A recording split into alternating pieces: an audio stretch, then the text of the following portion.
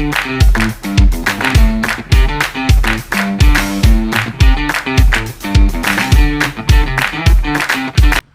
guys, we are at our berry project, and you can see that we've already installed all of our landings with the natural stone copings for our stairs. Now all that's left is the porch here. So what we're going to be doing with the porch is it's going to be a combination between natural stone and porcelain tile on the inside. It's going to be a really cool pattern that's going to mimic the herringbone that we have on these inlays. So what's really important is that we get our risers all cut into place. So the risers here are 6 inches. We have our support boards below, and now we're just going to back butter all of these pieces individually, and we're going to put them into place around all of the concrete risers and then along the top porch riser as well, and then we can work on our copings.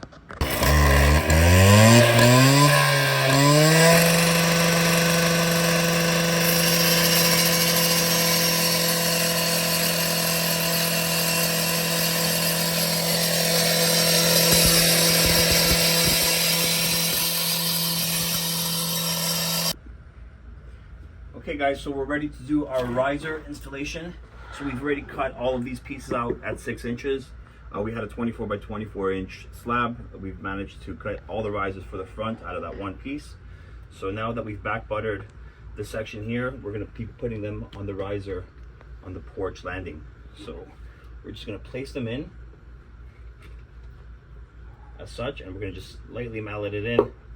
We have supports at the bottom to make sure that this will be perfectly flush with the top of the landing. So we just mallet it in, wait till a little bit of the mortar kind of oozes out the top. That way we know that there's no space for air.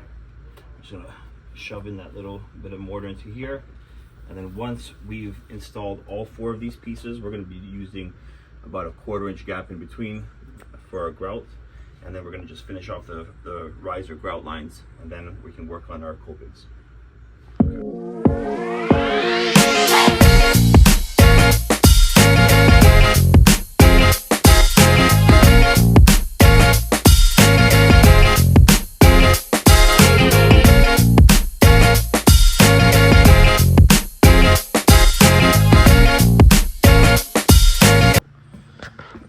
Okay, so now we have our riser set, we're ready to install our copings.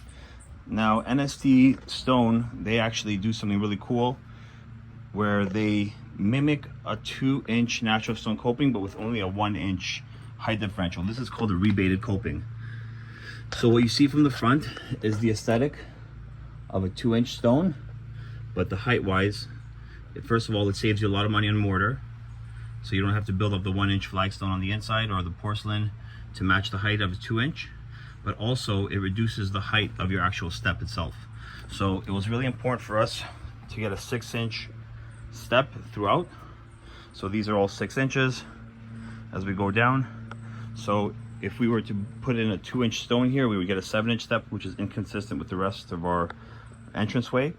So we want to only have 1 extra inch of height past this 5-inch rise to create this same 6-inch step. All right, let's do it. Okay guys, so now we're putting in our mortar to put in our coping. Now what we look for in mortar is a peanut butter like consistency. We use a premix mortar. It's called MCO3. It's by Spec Mix. It's a type S premix, so just makes our life a little bit easier. So we're looking for this kind of consistency, which is perfect. It allows a little bit of flexibility, a little playability when we mallet our pieces down. So this is exactly what we're looking for. Okay. Hey, so you can see that our first coping is in. We've wet laid it. It's very important to wet both the surface and the back of our coping for better bondage with our mortar. So you can see here we're still going to have to sponge this down a little bit just to make sure it's a little bit wetter. But this is exactly what we're looking for. We wanted to create almost a level surface going this way with this tiniest slope away from the house, and then going this way it's a little bit more significant. We're looking for about a 1 to 1.5% point on our slope, which is going to allow for easy runoff with the water, and it's pretty much exactly what our slope is on the existing porch. So we're ready for the second piece right here. So we've actually mitered the front riser here. We're going to do the same kind of miter on this little extra piece because we don't want any of this stuff showing. Plus we're going to have to do a little cut around the brick pillar here, and we're going to do a little chisel on our coping to create a rock face aesthetic. All right, so our front copings are finished. This is the aesthetic we wanted to wrap around the pillar just a little bit. So we've actually we notched the pillar out of the coping, and then we actually chiseled the end here to continue the rock face aesthetic. So there's no cut ends, which we really don't like. And now all that's left is that little piece there. We already have this one mitered. So I'm just gonna put a little piece here with a little miter and just close this gap off. I know no one's gonna really see it, but we like to have those little details. Now our slope is consistent with that piece, and then you can see it's nice and straight along both copings. We ran our 6.5 foot stabila to make sure that there's no gaps in between the level and the coping itself. So now we're ready to continue onto this space over here. We have our supports ready, and we're going to be putting the risers in, and the coping, same thing, is going to wrap around the pillar about 4 inches, and then we can start doing our inlay here with our porcelain. So we've come across a bit of a challenge, and that's the challenge is to square this side off with this side with this pillar in the way. So what we did is we had to extend this piece to go past the pillar, and we did that with 2 longer levels, and then we ran the speed square off of the level to make sure that the level is square with our speed square, which essentially is an extension of that piece. So that piece is now square with this piece, and you can see over here everything is perfectly square, and we have the same aesthetic wrapping around the pillar with our rock face finish over here. So now we're just gonna let this set for a little bit before we start doing our porcelain on the inside. So we finished all of our copings, and now we're working on our inlay. You can see it's a really intricate inlay. It actually kind of follows the intricacies of all the landings and our entire entranceway. So we're alternating the colors within our herringbone from the darker color here to the lava gray.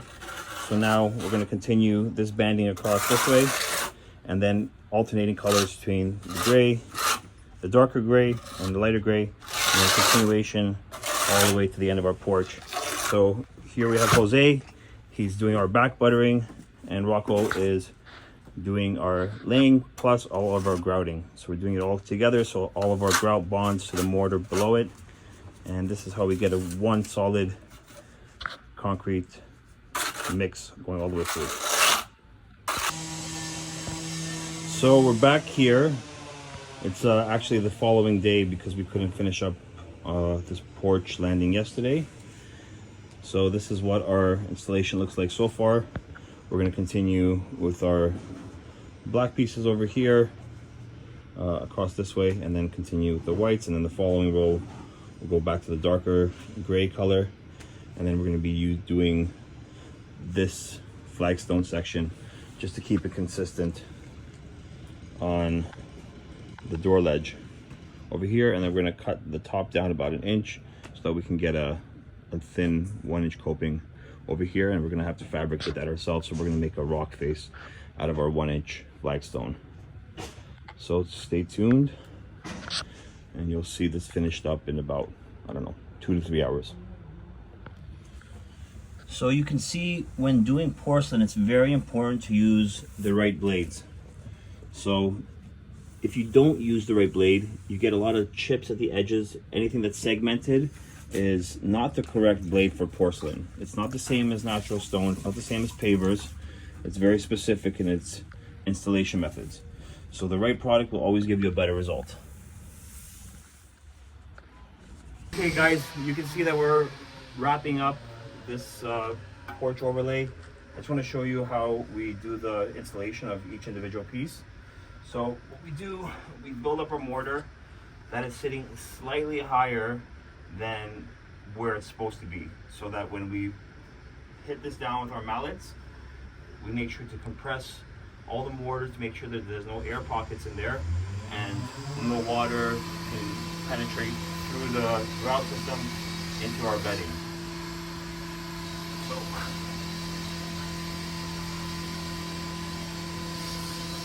this is exactly where we want it. Now I'm going to grab my mallet.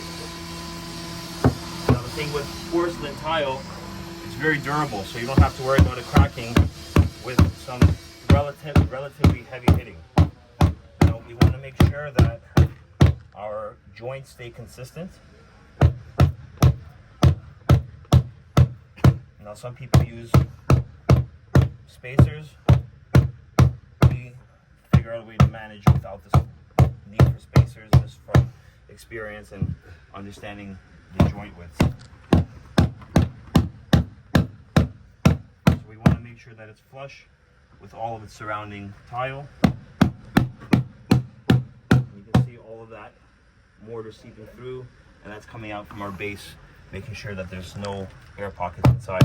And there we go. That's it.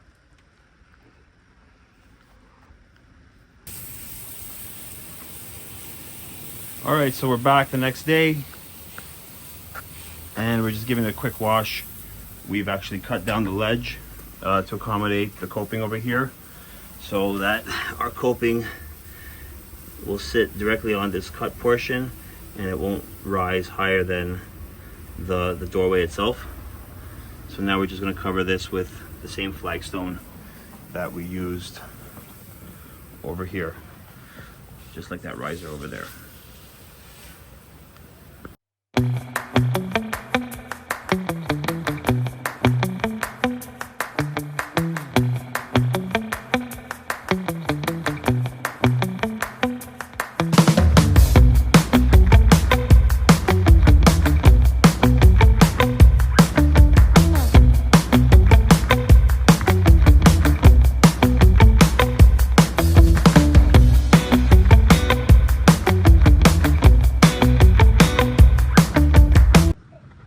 There you go. Rock face edges along both of the long sides. Now we're going to cut 2 of these at 6 inches, and we're going to place them right at that doorway ledge. And that's a wrap on our porcelain porch, porcelain and flagstone porch. So we have our ledge in. We just mortared it and grouted everything, so it's going to take a little bit of time to set, and then once that happens, we'll be able to give everything a nice power wash. But in the meantime, we can sit back and appreciate the design that we created here using NST Stone, porcelain pavers, and their natural stone products. And there's that herringbone, the design that follows all the way down to the driveway.